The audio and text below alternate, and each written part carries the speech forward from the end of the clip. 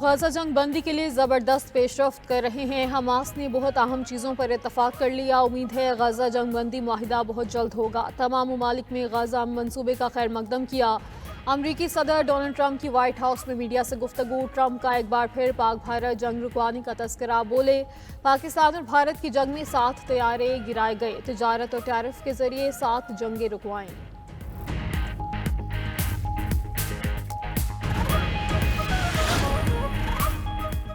مصر میں حماس اور اسرائیل کے درمیان مذاکرات آج پھر ہوں گے۔ گزشتہ روز کے مذاکرات میں امریکہ، قطر اور مصر نے بطور ثالث شرکت کی۔ حماس نے سرکردہ فلسطینیوں کی رہائی سمیت متعدد شرائط رکھ دیں۔ اسرائیلی یرغمالیوں معلوم کی رہائی کے بعد معاہدے کی پاسداری کی ضمانت چاہتے ہیں۔ ترجمان وائٹ ہاؤس کیرولین لیوٹ نے کہا، غزہ جنگ بندی مذاکرات میں پیش رفت ہوئی ہے۔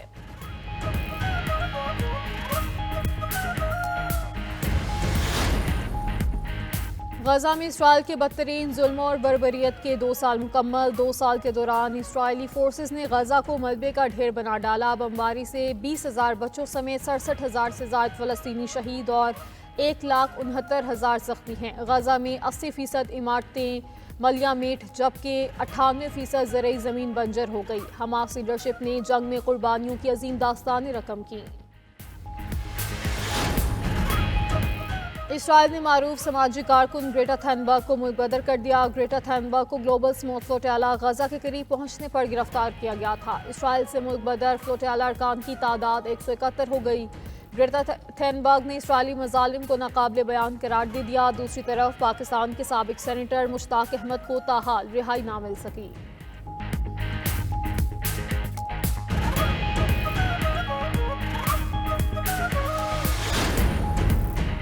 پاکستان اور ملیشیا کے درمیان 6 سمجھوتوں پر دستخط۔ وزیراعظم شہباز شریف کی ملیشین ہم منصب کے ساتھ ملاقات۔ 2 طرفہ تجارتی تعلقات اور اقتصادی تعاون بڑھانے پر تبادلہ خیال۔ انفارمیشن ٹیکنالوجی، ٹیلی کمیونیکیشن، آٹومیٹو میں تعاون بڑھایا جائے گا۔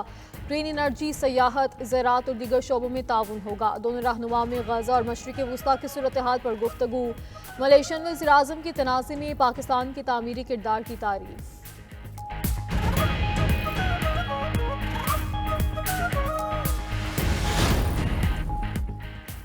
سیلاب پر بیان بازی، نون لیگ اور پیپلز پارٹی آمنے سامنے۔ مریم نواز معافی مانگیں، پیپلز پارٹی ڈٹ گئی۔ سینیٹ اور قومی اسمبلی اجلاسوں سے واک آؤٹ۔ شہری رحمان نے سینیٹ میں اظہار خیال کرتے ہوئے کہا، پیپلز پارٹی نے سیلاب متاثرین کی مدد کا کہا تو پنجاب حکومت برا مان گئی۔ اتحادیوں کی تذلیل کر کے حکومت نہیں چل سکتی، ہم بحران پیدا نہیں کرنا چاہتے۔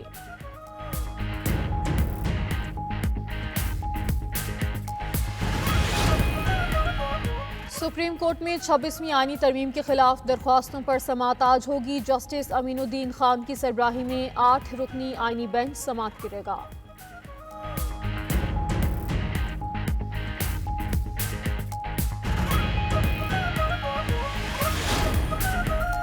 پاکستان کے قرض کی اگلی قسط کے لیے IMF سے مذاکرات۔ Memorandum of economic and financial policies کا مسودہ آخری مراحل میں۔ ذرائع کے مطابق حکومت نے معاشی شرح نمو کی موجودہ 4.2% ہدف میں کمی کی تجویز دے دی۔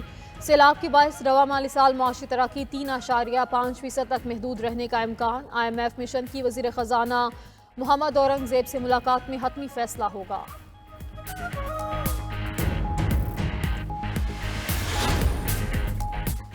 روسی صدر ولادیمیر پوٹن اور اسرائیلی وزیراعظم نیتن یاہو کے درمیان ٹیلی فونک رابطہ۔ مشرق وسطیٰ کی حالیہ صورتحال پر تبادلہ خیال۔ دونوں رہنماؤں کے امریکی صدر ڈونلڈ ٹرمپ کے غزہ میں جنگ بندی کے لیے پیش کردہ 20 نکاتی منصوبے پر گفتگو۔ صدر پوٹن کا مسئلہ فلسطین کے جامع حل کی حمایت پر زور۔ دونوں رہنماؤں نے ایران کے جوہری پروگرام اور شام میں استحکام کے فروغ پر بھی بات چیت کی۔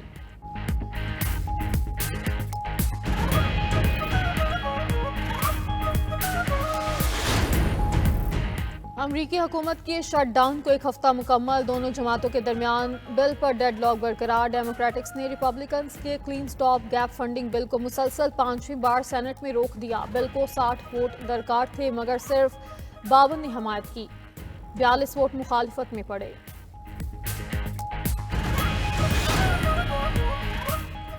वेनेजुएला के सदर का अमरीकी सफारत खाने पर हमले की साजिश नाकाम बनाने का दावा। सदर निकोलस मादुरो ने इंकशाफ किया कि मकामी शिद्दत पसंद गिरोह ने अमरीकी सफारत खाने पर बम हमले की मनसूबाबंदी की थी।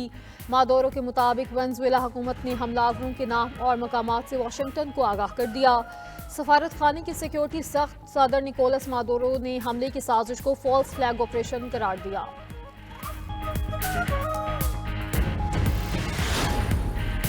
और उर्दन में एशियन हेबॉल चैंपियनशिप पाकिस्तान के इरफान दाद सेमीफाइनल में पहुंच गए। इरफान दाद ने एक ही दिन में भारत के 2 खिलाड़ियों को शिकस्त दी। प्री क्वार्टर फाइनल में भारत के शहबाज आदिल को 3 के मुकाबले में 7 से हराया। क्वार्टर फाइनल में शिवम अरोड़ा को 6 के मुकाबले में 7 से शिकस्त दी। सेमीफाइनल में इरफान दाद का मुकाबला भारतीय खिलाड़ी संदीप गुलाटी से होगा।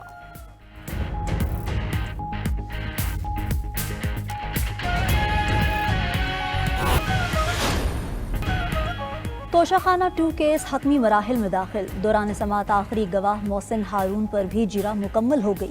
अडियाला जेल में कायम स्पेशल जज सेंट्रल शाहरुख अर्जुमन की अदालत में केस की समात हुई। बानी पीटीआई और उनकी अहलिया बुशरा बीबी की अदालत में पेशी।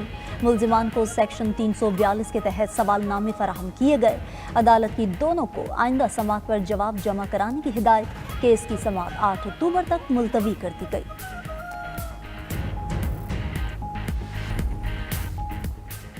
अमेरिका में हुकूमती शटडाउन का छठा दिन। कानून साजों में अखराजात बिल पर इत्तेफाक नहीं हो सका। अमेरिकी सदर ट्रंप फंडिंग बिल की नाकामी का जिम्मेदार डेमोक्रेट्स को करार दे रहे हैं। उधर फंडिंग की बंदिश के बायस लाखों खानदान बच्चों के लिए बुनियादी ग़िज़ाई अशिया से महरूम होने के खतरे से दो चार हैं।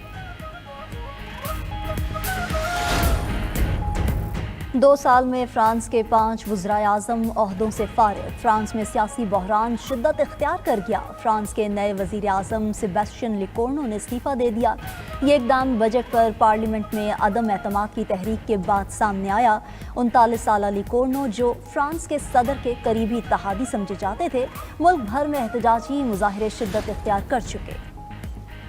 नोबेल इनाम 2025 के पहले अवार्ड का ऐलान कर दिया गया। मेडिसिन में मुदाफ़ाती निज़ाम पर दरियाफ्त पर अमरीकी और जापानी साइंसदानों को नोबेल इनाम से नवाजा गया। मुंतज़मीन का कहना है नई दरियाफ्त मुमकिन तौर पर ऑटो इम्यून बीमारी और कैंसर के इलाज में मुआविन साबित होगी। अमन के नोबेल इनाम का ऐलान 10 अक्टूबर को होगा। अक़वाम मुत्तहिदा के जौहरी निगरान इदारे से ताउन का मुआहिदा मौसर नहीं रहा। ईरानी वज़ीर ख़ारजा का कहना है कि अक़वाम मुत्तहिदा की जानिब से दोबारा पाबंदियों ने सूरत हाल को बदल दिया।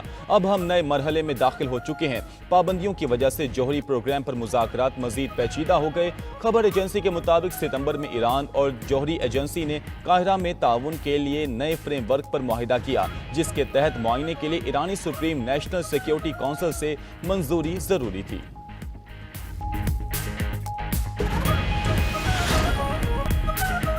शाम में इलेक्शन कमीशन ने पार्लिमानी इंतखाबात के इब्तदाई नताइज जारी कर दिए। इलेक्टोरल कॉलेजेस के 6000 वोटर्स ने 210 नशिस्तों में से 2/3 उम्मीदवार का इंतखाब किया। 70 नशिस्तों का फैसला सदर अहमद अल शराब खुद करेंगे। 9 मुंतखब अरकान में 6 खवातीन, मुख्तलिफ मजहबी और नस्ली अकलियतों के 10 अफराद शामिल हैं। सिक्योरिटी खदशात के बायस कई इलाकों में इंतखाबात मुलतवी, 21 नशिस्तें खाली हैं।